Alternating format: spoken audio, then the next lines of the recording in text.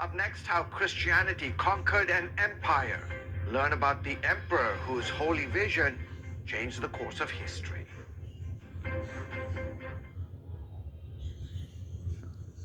Welcome back to Christian World News. Rome is honoring its most historic figures, the emperor who embraced Christianity, enabling its spread throughout the empire. A 42-foot statue of Constantine is on display in a garden of the Capitoline Museums. It's a replica, of course, of a statue the emperor commissioned in 312 AD, reconstructed by using 3D modeling from some of the original pieces. History records Constantine prayed for victory in battle and had a vision of a cross with the words, "In this side, conquer." Constantine's vision changed the course of history. Christianity, as you know, began with a small group of Jewish believers in a remote corner of the Roman Empire. Well, 300 years later, it became the official religion of Rome. So, how did Christianity conquer the empire? Here's the story of Constantine the Great.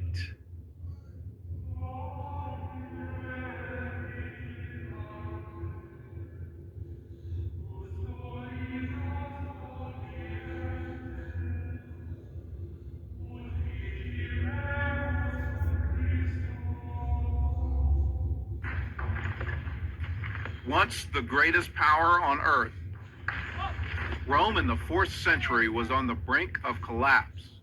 Well, put it this way, 20 out of the 22 emperors were assassinated. So it was a terrible topsy-turvy time. 2 co-emperors fought for control, Constantine in Great Britain and Maxentius in Rome. The empire was ravaged by war, poverty, and the persecution of Christians, the bloodiest in history. When Christians are under duress, they certainly stand up for the faith magnificently with God's help. And the result is quite dramatic. And Christians in Rome were about to find a champion in Constantine. There is no question, but he felt, believe it or not, called by God to Christianize the Roman Empire. Constantine decided the time had come to overthrow Maxentius, the man he called a pagan and a tyrant. The year was 312. Maxentius is probably the incarnation of everything evil. He was a terrible, terrible emperor. He consulted witches and wizards regularly. He liked to augur the future by various foul means. One included, this is hard to believe, ripping open the bellies of pregnant women and checking out the fetuses' livers for clues as to tomorrow. Horrible things. Constantine's army battled through Europe, defeating the forces of Maxentius. On October 27th, they were poised to invade the city of Rome. Constantine camped here, 9 miles north of Rome. His army was outnumbered 4-1. So he prayed to God for help. And here in this field, he had a vision that changed the course of history.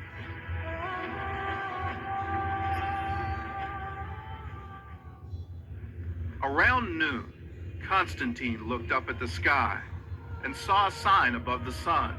The symbol was a cross formed by the Greek letters chi and rho, the first 2 letters in the name of Christ. Above the sign were the words, "Conquer by this." That night, the strange sign appeared again. Constantine said that in his sleep, the Christ of God appeared to him and instructed him to use the sign as a standard in battle.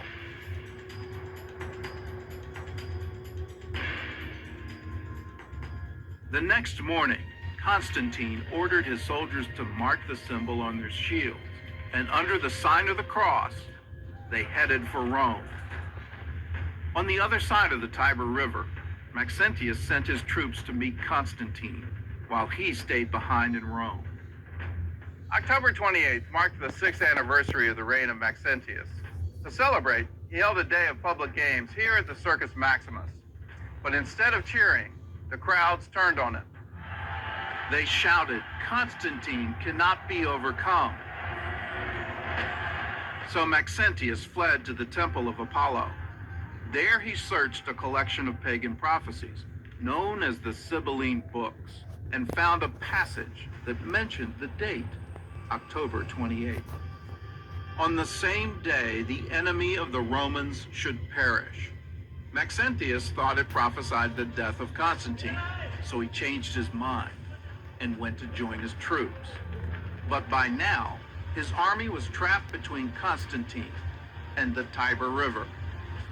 The only way back into Rome was across the Milvian Bridge, and here Maxentius fell headfirst into the trap he had set for Constantine. Maxentius had cut all the bridges into Rome, but at the Milvian, he had built a temporary wooden bridge, designed to collapse under the weight of Constantine's army. Instead, most of his own soldiers were trapped on the bridge. When it collapsed, many of them drowned, and the rest were taken prisoner.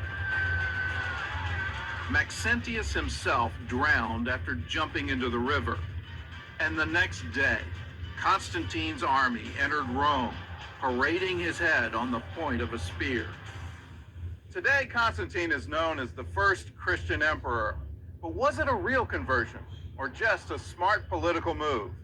There may have been political benefits for Constantine to do that. I've never understood why he must be only a totally sincere Christian convert or only a calculating politician. There could have been a little of both involved.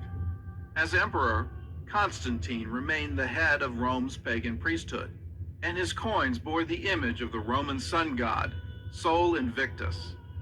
He also declared a national day of rest on the Roman Day of the Sun. There's no question that Constantine was somewhat of a mixed Christian when it came to controlling the empire. He said, look, we're in a transition period. Please understand that I am emperor of all of the Romans, including the pagan Romans. So give me a little time and we'll phase these out. And he did.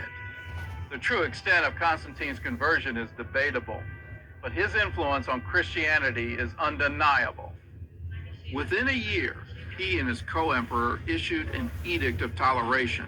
They granted permission for all religions to worship freely and ordered the return of property seized from persecuted Christians. This was a dramatic move.